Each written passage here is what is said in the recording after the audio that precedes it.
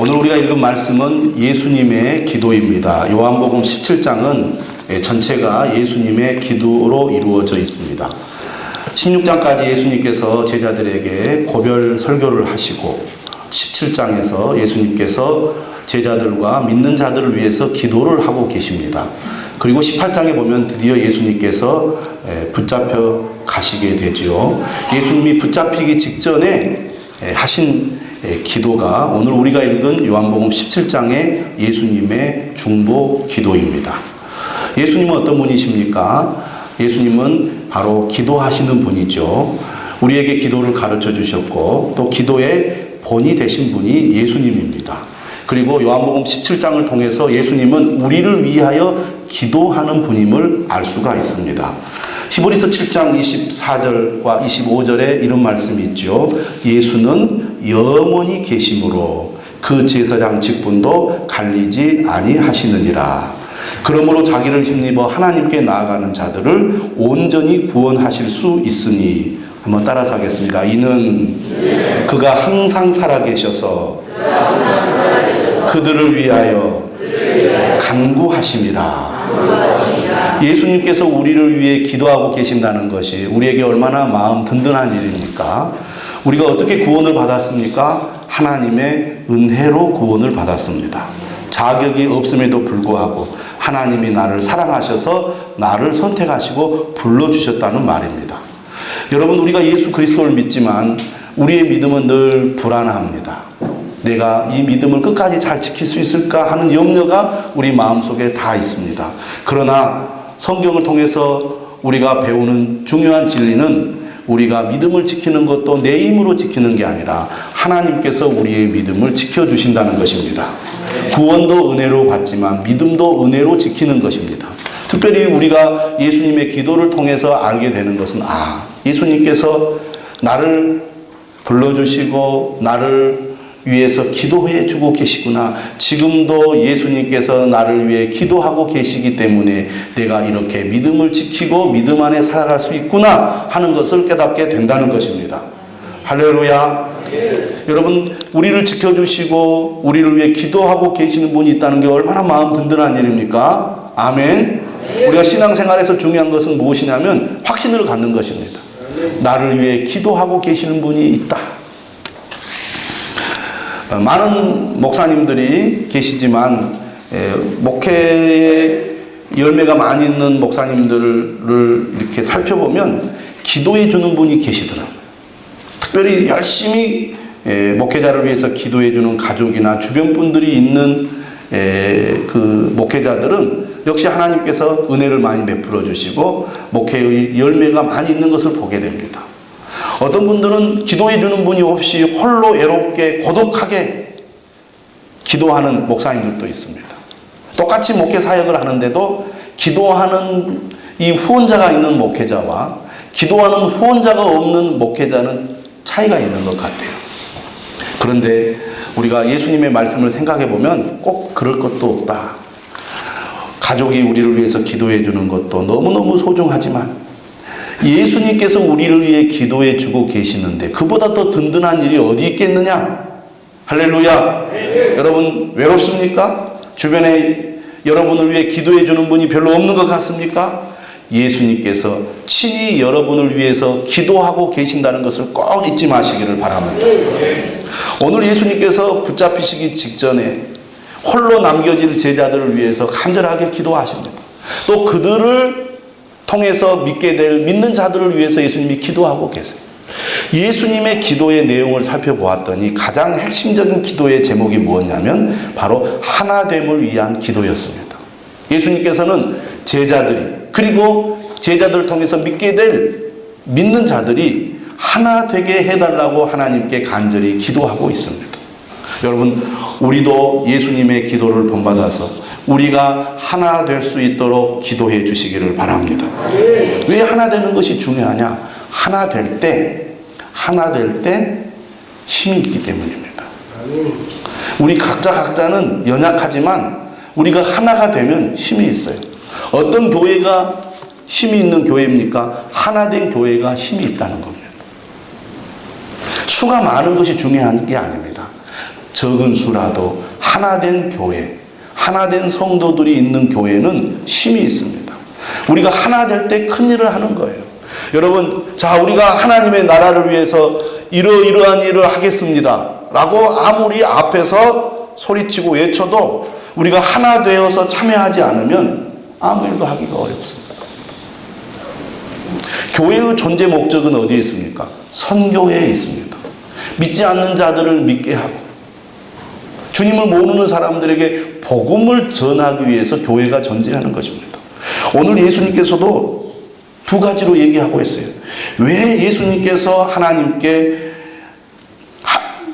하나님의 자녀들이, 믿는 자들이 하나 되게 해달라고 기도하고 있는가? 오늘 본문 말씀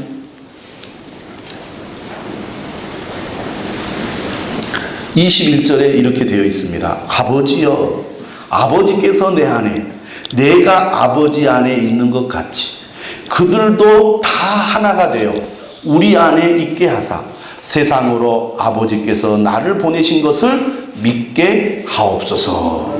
세상으로 아버지께서 나를 보내신 것을 믿게 하옵소서. 교회의 존재 목적은 선교에 있다는 겁니다. 안 믿는 사람들을 믿게 하고 믿는 자들이 하나님 안에 거하여 믿음으로 살아가도록 하기 위해서 교회가 존재한다는 것입니다. 이처럼 교회가 교회의 존재 목적을 잘 감당하기 위해서는 무엇보다 무엇이 중요하냐? 하나됨이 중요하다는 것입니다. 하나 될 때 힘이 있기 때문입니다. 여러분, 한국 교회가 처음 시작될 때 외국의 선교사들이 이 조선 땅에 와서 복음을 전했습니다. 복음을 전하기 위해서 어떤 통로를 사용했느냐? 학교를 세우고 병원을 세우고 조선 백성들의 삶의 문제에 직접 다가가서 그들의 삶의 문제를 해결해 주는 방법을 동원하여 복음을 전했습니다. 이 조선이라는 나라가 근대 사회로 변화되어야 할 그 시점에 기독교의 복음이 전파된 것입니다.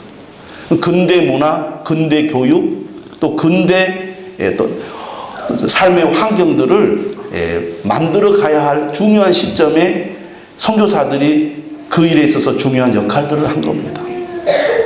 그런데 선교사가 이곳에 와서 복음을 전하기 위해서 학교를 세우고 교회를 세우고 여러 가지 근대 사회의 문화를 전파하는 데 있어서 그냥 발로 뛴다고 소리를 치고 외친다고 되는 게 아닙니다.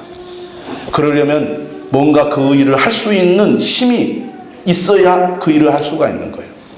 그래서 외국의 많은 교회들, 미국 교회, 캐나다 교회, 호주 교회, 영국의 교회, 여러 교회들이 선교사들을 파송할 때 그냥 사람만 보낸 것이 아닙니다. 교회가 하나 되어서 그들에게 필요한 재정들을 보내죠. 여러분, 학교가 그냥 세워집니까? 병원이 그냥 세워집니까? 아닙니다.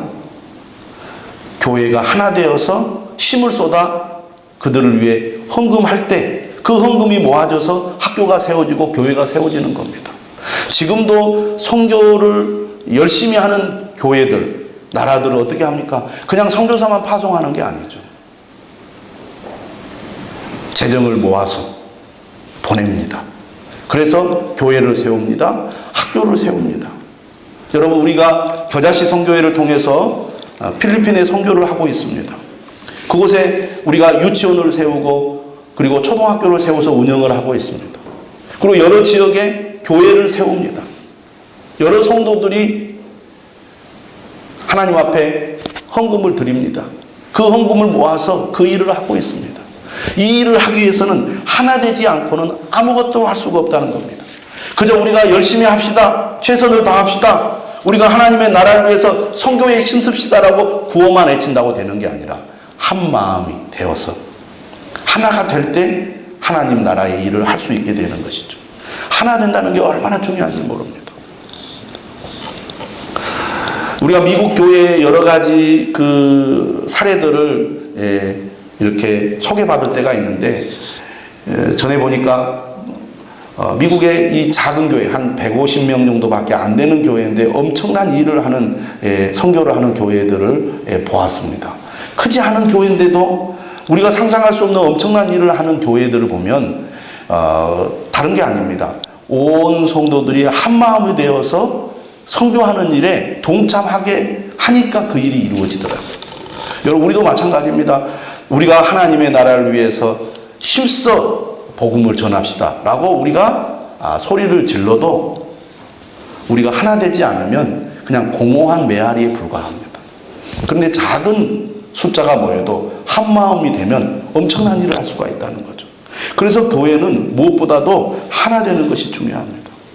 예수님께서 하나 되게 해달라고 기도하는 이유도 세상으로 하여금 예수님은 하나님께서 보내신 분이라고 믿게 하려고 예수님께서 하나 되게 해달라고 기도하고 있는 겁니다. 왜 하나됨으로 말미암아 우리가 예수 그리스도를 드러내고 예수 그리스도를 전파하는 일을 감당할 수 있습니까? 교회는 그리스도의 몸이기 때문입니다. 몸의 특징은 무엇입니까? 하나됨이죠. 몸은 하나입니다. 성도들이 공동체 안에서 하나가 될 때 이 공동체를 통하여 그리스도가 드러나는 겁니다. 교회가 그리스도의 몸이니까 교회를 통해서 세상 사람들은 그리스도가 있구나, 그리스도가 저분이구나, 그리스도가 저렇구나 하는 것을 알게 된다는 거죠. 그러면 몸은 하나이기 때문에 교회가 하나가 될수록 세상 사람들에게 교회를 통해서 그리스도가 선명하게 드러나고 보이게 되는 거예요. 하나님이 어떤 분이구나, 그리스도가 어떤 분이구나 하는 것을 교회가 하나 될 때 알 수가 있다는 것이죠.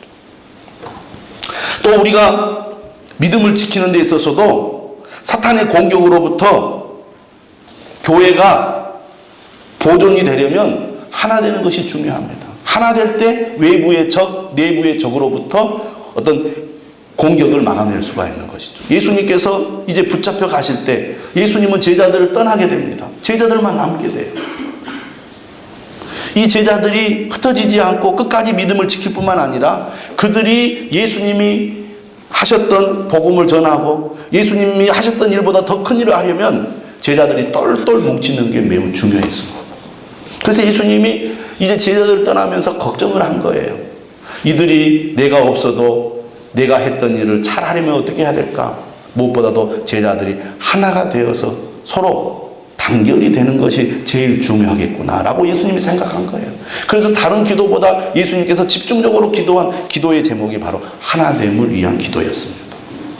여러분, 우리 교회도 마찬가지입니다. 우리 교회가 크든 적든 그게 중요한 게 아니라 우리가 무슨 일을 하고자 할 때 얼마나 하나된 마음으로 함께 동참하고 움직이느냐, 그것이 우리 교회가 정말 세상에 그리스도를 드러내는 교회가 될 수 있느냐, 그렇지 못하느냐가 결정된다고 믿습니다. 할렐루야. 두 번째로 예수님께서 하나 되게 해달라고 기도하는 그 이유가 나옵니다. 23절이죠. 곧 내가 그들 안에 있고 아버지께서 내 안에 계시어 그들로 온전함을 이루어 하나가 되게 하려 함은 아버지께서 나를 보내신 것과 또 나를 사랑하심 같이 그들도 사랑하신 것을 세상으로 알게 하려 함이로소이다. 하나님께서 정말 믿는 자들을 사랑하시는구나 라는 것을 세상 사람들이 어떻게 하느냐? 교회가 하나 될 때 세상 사람들은 정말 저기 하나님 계시구나, 하나님이 저 사람들 정말 사랑하시는구나 하는 것을 안다는 거예요. 여러분, 어떻게 교회가 하나 될 수 있을까요? 교회가 하나 되는 비결이 어디에 있습니까? 예수님께서 요한복음 15장에서 포도나무와 가지 비유의 말씀을 하셨습니다. 포도나무와 가지 비유의 중심 내용이 뭡니까? 너희는 내 안에 거하라, 나도 너희 안에 거하리라는 말씀입니다. 이 말의 뜻은 너희가 내 계명을 지키라는 거였어요. 내 계명을 지키는 것이 나의 안에 거하는 길이라고 말씀하셨습니다. 그러면 예수님께서 지키라고 하시는 계명의 핵심이 뭐였습니까? 바로 서로 사랑하라였습니다. 예수님도 없고 제자들만 남아있는 상황에서 사방은 다 믿는 자들의 적들만 있는데 이때 너희들이 믿음을 지키고 끝까지 그리스도의 복음 안에 거하려면 어떻게 해야 되느냐? 너희들이 서로 사랑하는 것밖에 없다는 거죠. 서로 사랑할 때 하나가 된다는 것입니다. 그냥 하나가 되는 게 아니에요. 여러분, 우리 교회가 하나 되기 위해서는 서로 사랑하는 삶을 실천해야 됩니다. 왜 우리는 하나가 안 될까? 어떤 사람들이 그렇게 얘기를 합니다. 서로 사랑하라니까요. 사람들은요, 저 사람이 나를 사랑을 안 해준다는 거예요. 저 집사님이 나에게 관심이 없어요. 저 집사님이 나를 사랑해 주지 않아요. 이렇게 얘기합니다. 그런데 예수님 뭐라고 말합니까? 서로 사랑하라고 말합니다. 상대방이 너를 사랑해 주기 이전에 네가 먼저 사랑하라고 말합니다. 그게 서로 사랑하라는 말이에요. 서로 사랑할 때 우리가 하나가 되어갑니다. 언제 교회에 오고 싶습니까? 사랑하는 사람이 교회 안에 있을 때 교회에 오고 싶은 거예요. 언제 교회를 더 좋아하게 됩니까? 나를 사랑해주는 사람이 있을 때 교회가 좋아지는 것입니다. 서로 사랑한다는 것은 무엇을 의미합니까? 내가 남에게 사랑을 베푸는 것을 의미하는 것입니다. 서로 사랑한다는 것은 무엇을 의미합니까? 다른 사람의 사랑을 내가 받아들이는 것을 의미합니다. 여러분, 사랑을 받는 것을 두려워하지 마십시오. 어떤 사람들은 사랑받는 걸 두려워하는 사람이 있어요. 누가 내게 관심 갖는 것을 두려워하는 사람이 있어요. 누가 나에게 가까이 다가오는 것을 두려워하는 사람이 있어요. 어떤 사람이 훅 들어오면요, 경계심을 갖고 방어하려고 합니다. 사랑받는 게 두려워요. 왜? 사랑받다가 또 상처받지 않을까 하는 두려움이 있기 때문입니다.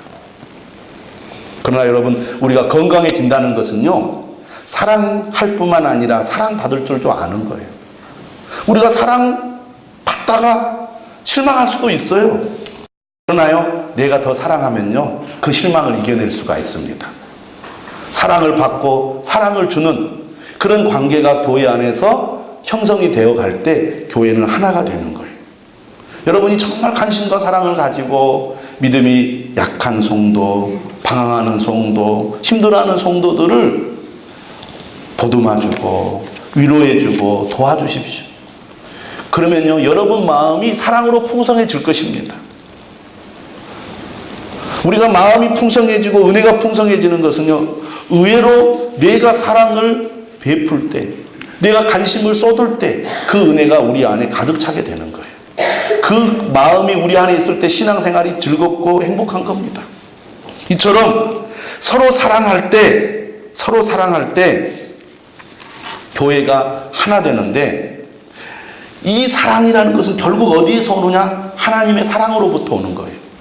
하나님이 나를 사랑하시는다는 것을 내가 깨닫고 그 은혜가 감사해서, 하나님 너무 나를 사랑해 주셔서 감사합니다. 나 같은 죄인을 구원해 주시고 지금도 변함없이 나를 아껴주시고 나를 인도해 주시는 그 하나님의 은혜가 너무너무 감사합니다. 이 사랑이 우리 안에서 가득 찰 때 우리가 남을 사랑해 줄 수 있는 거거든요. 그래서 여러분, 정말 다른 사람을 사랑하고 싶어도 그 사랑의 마음이 잘 일어나지 않고 그 사랑의 행동이 잘 실천되지 않을 때 어떻게 해야 됩니까? 주님, 내게 더 큰 사랑을 부어주시라고 기도해야 됩니다.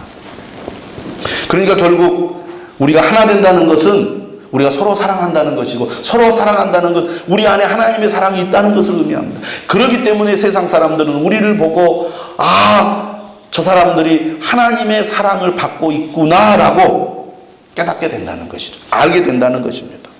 그래서 예수님은 믿는 자들이 하나 되게 해달라고 기도해요. 세상으로 하여금 예수님은 하나님께서 보내신 분이라는 것을 믿게 하려고, 하나님께서 믿는 자들을 사랑하신다는 것을 세상에 알게 하려고 예수님께서는 하나 되게 해달라고 기도하고 있습니다. 사탄은 분열의 영입니다. 사탄이 있는 곳에 분열의 역사가 일어나는 겁니다. 교회가 하나 되지 못하게 사탄은 계속 성도들의 마음을 갈기갈기 찢어 놓습니다.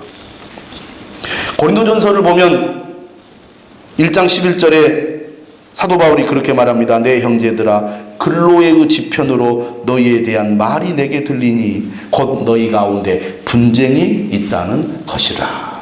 나는 아볼로파다, 나는 바울파다, 나는 그리스도파다 하면서 서로 교회가 갈라졌습니다. 교회가 갈라지고 분열되면 아무 힘을 쓸 수가 없습니다. 선교적인 사명을 감당을 못한다 그 말입니다. 갈라디아서 5장 20절에 보니까 이 갈라디아 교회도 역시 분열의 문제가 있었던 것 같아요. 사도 바울이 이렇게 말합니다. 분쟁과 시기와 분냄과 당짓는 것과 분열과 이단을 경계하라. 왜 이런 주문을 하느냐면 이 갈라디아 5장 20절에 이렇게 되어 있어요. 끝에 이런 일을 하는 자들은 하나님의 나라를 유업으로 얻지 못할 것이요. 결국은 분열이 하나 되지 못함이 결국에는 믿음을 잃게 할 수도 있다고 사도 바울은 말하고 있습니다. 그만큼 분열을 됨이 하나 되지 못함이 우리의 믿음까지 파괴시키는 무서운 힘을 가지고 있기 때문입니다. 여러분, 우리가 하나 된다는 것은 획일적이거나 강제적인 것이 아님을 알아야 합니다. 우리는 성격과 기질이 다르고 은사와 재능이 다르고 사람마다 다 창의력과 응용력이 다 다릅니다. 그러나 우리가 성령 안에서 하나됨으로 말미암아 다양함 속의 일치를 우리가 경험하게 됩니다. 우리가 서로 다릅니다. 그런데 다른 사람들이 함께 모일 때 하나됨의 그 영광을 우리가 보게 되는 거예요. 하나됨의 영광. 여러분, 서로 다른 빛이 함께 모일 때 아름다운 그 빛을 발산하는 것처럼 우리가 서로 다르지만 성령 안에서 하나 될 때 우리는 그 속에서 아름다움을 경험하게 돼요. 주님이 우리에게 하나 되기를 바라고 기도하며 원하는 것은 너희들 획일적인 생각을 가지고 강제적으로 무조건 하나가 돼. 그게 아닙니다. 우리가 어떻게 하나가 됩니까? 야, 하나가 돼 라고 말한다고 해서 하나가 되는 게 아니죠. 우리 안에 계신 성령께서 우리의 마음을 움직여 주시고 진리 안에서 우리를 인도하실 때 우리는 하나가 되는 겁니다. 성령을 통하여 우리는 인격적인 하나됨을 경험하는 거예요. 여러분, 우리가 하나됨이라는 것이 어떤 강제에 의해서 하나되기보다는 우리 안에서 자발적으로 일어나서 정말 우리가 하나됨을 힘쓸 때 그 하나됨이 폭발적인 힘을 가지고 있다는 것입니다. 마음이 움직여서 마음이 하나 되어 우리가 어떤 일을 함께 할 때 그 일에 힘이 생기는 것입니다. 사탄은 분열의 영이지만 성령은 연합과 일치의 영입니다. 에베소서 4장 3절에도 보니까 평안에 매는 줄로 성령이 하나 되게 하신 것을 힘써 지키라. 성령은 우리로 하여금 예수 그리스도를 주님이라고 믿게 합니다. 성령은 우리로 하여금 교회 안에서 우리가 한 몸을 이루게 합니다. 그리하여 우리가 하나 되게 하는 것이죠. 이와 같이 너희가 부르심의 한 소망 안에서 부르심을 받았느니라. 하나 되는 교회가 좋은 교회예요. 하나 되는 교회에 속한 성도들이 하나님의 큰 은혜를 체험하게 된다는 것을 믿으시기를 바랍니다. 그러면 구체적으로 우리가 하나 되게 하신 것을 힘써 지키려면 어떻게 해야 되느냐? 우리 안에 계신 성령님이 도와주셔야 되는데, 성령님의 우리가 이 인도 아래서 하나됨을 경험하고 더욱 하나 되기 위해서는 무엇보다도 힘써 모여야 하는 것입니다. 그것보다 더 중요한 게 없는 것 같아요. 그게 첫 번째라는 겁니다. 한번 따라서 합시다. 힘써 모이자. 네. 힘써 모이는 교회가 하나가 되는 거예요.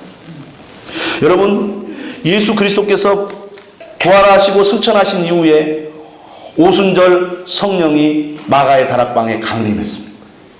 성령이 임하니까 성도들이 하나가 됩니다. 그래서 예루살렘 교회가 탄생하게 돼요. 예루살렘 교회가 탄생했을 때 예루살렘 교회의 모습은 어떤 모습이었습니까? 하나된 모습이었습니다. 사도행전 2장 46절에 뭐라고 되어 있습니까? 날마다 마음을 같이하여 성전에 모이기를 힘쓰고 그랬습니다. 힘쓰고 모이기를 힘쓰는 교회가 하나된 교회, 하나된 성도가 됩니다. 그래서 우리가 하나 되기 위해서는 무엇보다도 모이기 힘써야 됩니다. 우리가 일주일 동안 세상에 흩어져서 세상 속에서 그리스도의 빛을 드러내고 살아갑니다. 또 세상 속에서 우리는 믿음을 지키기 위해서 힘든 고난의 삶도 살아갑니다. 그러다가 우리가 주일에 이곳에 함께 모입니다.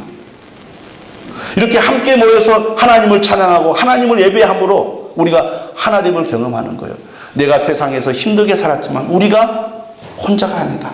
우리가 외롭지 않다. 우리가 그리스도 안에서 우리가 하나이다.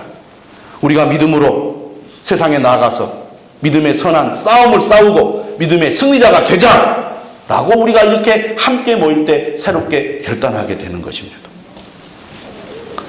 힘써 모여야 돼. 그래서 모인다는 것은 여러 가지 방해와 장애물을 뚫고 모이는 것입니다. 때로는 피곤하고 때로는 일이 있어서 예배 드리기 어려운 그런 일들이 우리의 삶에 많이 있습니다. 그럼에도 불구하고 내가 힘써 모이는 것이죠. 여러분, 어떤 일이든지 그냥 물 흐르듯이 적당히 대충 해가지고는 감동받기 어렵고 힘을 얻기 어렵습니다. 의지를 가지고 노력을 해서 쟁취해낼 때 힘이 생기는 거예요. 예배 드리는 것도 마찬가지입니다. 그래서 에베소서 4장 13절도 힘써 지키라고 말씀하고 있고 사도행전 2장 46절도 모이기를 힘썼다고 되어 있습니다. 그럴 때 우리가 더욱 하나됨을 경험하게 되는 것입니다. 그런데 이러한 일들이 저절로 되는 게 아니라는 거예요. 히브리서 10장 24절에 보니까 25절에 보니까 이렇게 되어 있어요. 모이기를 배하는 어떤 사람들의 습관과 같이 하지 말고. 사탄은 분열의 영입니다. 우리가 하나 되지 못하게 계속 방해를 해요. 그렇기 때문에 어떻게 합니까? 모이지 않도록 계속 방해를 해요. 여러분, 우리의 신앙생활을 한번 잘 돌아보십시오. 내가 은혜가 충만할 때는 힘써 모이려고 했을 겁니다. 그러나 은혜가 약해지고 믿음이 약해지면서 지금 어떤 여러분의 모습들을 보이고 있습니까? 되도록이면 안 모이려고 해요. 한국교회가 힘들고 어려울 때 정말 열심으로 그 주님을 찾을 때는 어떻습니까? 성도들이 힘써 모였어요. 그러나 지금 세속주의 물결이 강하게 교회 안까지 들어왔을 때 사람들의 기본적인 태도는 어떻습니까? 할 수만 있으면 모이지 맙시다.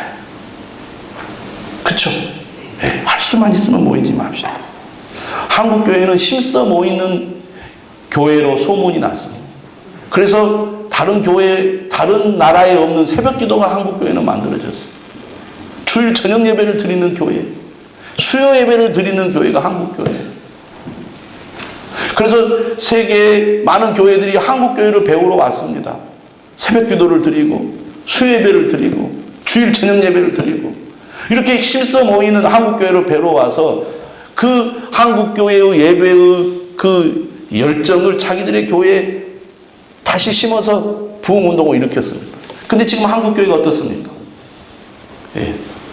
꼭 자주 모여야 합니까? 물론 오늘 현대인들의 삶이 너무 분주해요. 바빠요. 그런데 꼭 그것만도 아닙니다. 주말에는 우리 한국 사람들이요, 국내를 막론하고 여행을 많이 다닙니다. 물론 가족과 함께 휴가를 즐기고 좋은 시간을 갖는 것이 어찌 나쁜 일이 있겠습니까? 바람직하고 좋은 일이죠. 근데 그렇게 밖으로 가족과 친구들과 동료들과 우리가 여행을 가고 친목을 다지는 것만큼 그리스도 안에서 공동체가 힘써 모이는데도 똑같이 열심을 내면 얼마나 좋겠습니까? 제가 놀러 가지 말라는 게 아니에요. 가족들과 좋은 시간을 갖지 말라는 게 아닙니다. 그것만큼 아니면 그것 이상으로 우리가 힘써 모인다면 얼마나 좋겠어요. 그런데 그렇지 않다는 거죠.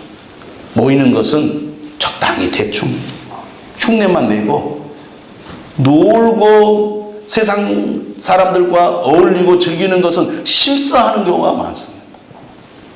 무슨 동호회 모임 같은 거 보면요, 얼마나 열정적입니까? 시간과 재정과 여러 가지 것들을 투자해서 온갖 이 것들을 갖추어서 열심히 하잖아요. 그러나 우리가 주님을 섬기는 일은 그렇지 않습니다. 대충 적당히 하려고 합니다. 하나님은 좋은 분이기 때문에 적당히 해도 하나님은 이해해 주시고, 세상에서 모이는 모임은 적당히 하면 바로 지적을 당하기 때문에, 체면이 깎이기 때문에 뭔가 제대로 하자, 이런 의식들이 우리에게 많이 있습니다. 저는 세상에서 그렇게 하는 것처럼, 또 직장인들이 직장에서 열심히 정말 최선을 다해서 하는 것처럼 주님을 위해서도 우리가 하나됨을 위하여 힘써야 되지 않겠느냐. 그러기 위해서는 우리가 정말 모이는데 힘을 써야 된다. 근데 모이는데 힘을 쓰려면 어떻게 해야 되느냐? 히브리서 10장 25절 앞에 24절은 그렇게 말해요. 서로 돌아보아 사랑과 선행을 격려하며. 사랑의 마음을 가지고 서로를 돌아보고 사랑으로 서로를 격려해야 된다는 겁니다. 다르게 얘기하면 동원해야 돼요. 동원. 여러분 모입시다 해가지고 모여지지 않습니다. 교회가 하나가 되려면 중간 이 지도자들이 역할이 참 중요합니다. 직각이 중요해요. 중간 지도자들이 제대로 역할을 하면 살아요. 살아. 성가대가 매주 아름다운 찬양을 우리에게 들려줍니다. 우리 교회가 성가대가 많이 발전했다는 것을 우리 교인들이 다 느끼잖아요. 그냥 되는 게 아니죠. 철저하게 최선을 다해 열심히 어떤 면에서는 혹독하게 훈련하고 그것을 묶어 세워주는 중간 지도자의 역할이 있기 때문에 가능한 겁니다. 어린이부, 중고등부, 청년부, 각 셀 리더들, 셀 그룹도 다 마찬가지입니다. 우리가 하나 되기 위해서는 중간에 있는 지도자들이 최선을 다해서 서로 돌아보고 사랑과 선행을 격려할 때 하나가 될 줄로 믿으시기를 바랍니다. 하나 되는 게 왜 중요하냐? 여기서도 그렇게 얘기해요. 히브리서 10장 끝에도 똑같이 얘기합니다. 우리는 뒤로 물러가 멸망할 자가 아니요 오직 영혼을 구원함에 이르는 믿음을 가진 자니라. 하나됨이 깨지면 믿음까지도 깨질 위험성이 있다는 거예요. 제가 갈라디아서 5장 20절에서도 그 말씀을 했잖아요. 분열이 곧 믿음을 잃어버리는 이유가 될 수가 있다고. 히브리서 10장 39절도 똑같은 얘기를 하는 거예요. 하나됨이 깨지면 믿음도 깨져서 멸망에 이를 수도 있기 때문입니다. 그러므로 우리가 하나됨을 이루어야 됩니다. 두 번째로 우리가 하나가 되기 위해서는 어떻게 해야 되느냐? 무엇보다도 우리가 믿는 것과 아는 일에 하나가 되어야 합니다. 오늘 성경 말씀에 무슨 얘기를 하고 있습니까? 예수님께서 22절에 이런 말씀을 했습니다. 내게 주신 영광을 내가 그들에게 주었사오니 이는 우리가 하나가 된 것 같이 그들도 하나가 되게 하려 함이니이다. 예수님께서는 믿는 자들이 하나가 되게 하려고 예수님께 주신 영광을 믿는 자들에게, 제자들에게 주었다는 것입니다. 내게 주신 영광은 무엇을 가리킵니까? 예수님께서 말씀하신 영광이라는 것은 바로 하나님의 계시자로서의 영광입니다. 예수님이 이 땅에 오셔서 예수님은 사람들에게 하나님이 어떤 분이신지를 보여주신 거예요. 예수님은 하나님의 계시자입니다. 사람들은 하나님을 본 적이 없어요. 하나님이 어떤 분인지 정확하게 알 수가 없어요. 그런데 예수님을 통하여 하나님의 영광을 보는 겁니다. 예수님의 성육신, 예수님의 십자가의 죽음, 예수님의 이 부활을 통해서 예수님이야말로 하나님이 어떤 분인지를 우리에게 알려주는 영광이 되신 분이구나. 그래서 우리는 예수님을 통해서 진리의 말씀을 듣습니다. 예수님을 통해서 복음을 듣습니다. 예수님을 통해서 우리는 구원을 받게 됩니다. 예수님을 통해서 하나님을 믿는 것이 무엇인지를 알게 된다 그 말입니다. 에베소서 4장 13절에 말합니다. 우리가 다 하나님의 아들을 믿는 것과 아는 일에 하나가 되어 온전한 사람을 이루어 그리스도의 장성한 분량이 충만한 데까지 이르리니. 우리의 믿음과 우리의 지식이 하나가 되어야 한다는 거죠. 그러기 위해서는 우리가 같은 말씀을 듣고 같은 말씀을 가지고 나누는 것이 참 중요합니다. 우리가 어떻게 하나 됩니까? 함께 한 말씀을 듣는 겁니다. 그리고 그 말씀을 나눔을 통해서 우리는 하나가 되어가는 거예요. 그래서 우리가 서로 말씀을 나누는 것을 두려워해서는 안 됩니다. 그냥 예배만 드리고 가버리면 안 되는 거예요. 왜 우리가 셀 그룹을 통해서 함께 말씀을 나누고 함께 기도하는 것이 중요합니까? 그것이 하나가 되는 길이기 때문입니다. 또 우리가 신앙생활하면서 하나가 되기 위해서는 같은 말씀으로 양육과 훈련을 받아야 됩니다. 교회는 같은 말, 같은 마음, 같은 뜻 아래 하나가 되어야 그 교회가 강한 교회가 되는 것입니다. 각자가 다 다른 생각을 가지고 다른 것을 추구하면 안 돼요. 같은 말, 같은 마음, 같은 뜻 아래 같은 말씀으로 양육과 훈련을 받아 하나가 될 때 교회는 강력한 힘을 발휘하는 것입니다. 그러므로 그러므로 우리가 하나 되기 위해서는 양육과 훈련에 성도들이 열심히 참여해야 되겠습니다. 마지막으로 우리가 하나 되기 위해서는 하나님의 나라를 위해 하나가 되어 동참해야 됩니다. 이때 필요한 것이 뭡니까? 공동체적인 책임입니다. 제가 서두에도 말씀드렸습니다. 교회는 성교를 위해 존재한다. 교회를 세우고 학교를 세우고 병원을 세우고 다음 세대를 세우기 위해서는 성도들이 책임감을 가져야 돼요. 우리가 하나라는 의식을 가져야 돼요. 교회가 하는 일에 모두가 한마음이 되어 동참해야 된다는 것입니다. 여러분, 우리가 하나 되기 위해서 공동체적인 책임을 가질 때 우리의 믿음도 성장하게 된다는 것을 기억하시기를 바랍니다. 그저 우리가 그냥 손님처럼 왔다 갔다만 해가지고는 절대로 우리의 믿음이 세워지기도 어려울 뿐만 아니라 하나 되기도 어렵습니다. 왜 교회를 다니는데 내가 왜 손님 같은 느낌이 듭니까? 왜 남 같은 느낌이 듭니까? 왜 멀리 앉아 있어서 구경하는 사람처럼 되어버립니까? 공동체적인 책임에 동참하지 않기 때문입니다. 정말 여러분이 교회가 하나님이 내게 주신 그리스도의 몸이라는 믿음을 가지고 있다면 적극적으로 공동체적인 책임에 동참하셔야 됩니다.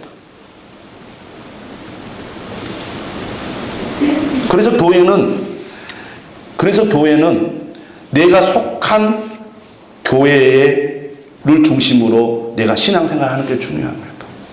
헌금 생활도 반드시 자신이 다니는 본 교회의 헌금 생활을 하는 게 원칙이에요. 11조도 마찬가지입니다. 성교를 할 때도 마찬가지예요. 저는 그렇게 얘기합니다. 성교할 때 내가 개인적으로 어디에 성교하고 어디에 성교할 수 있습니다. 그러나 여러분들이 하나된 마음으로 성교에 동참하려면 내가 다니는 본 교회를 통해서 성교에 참여해야 됩니다. 그래서 제가 그렇게 얘기를 했어요. 어떤 분이 제가 아는 어떤 분을 성교 후원하려고 합니다. 어떻게 해야 됩니까?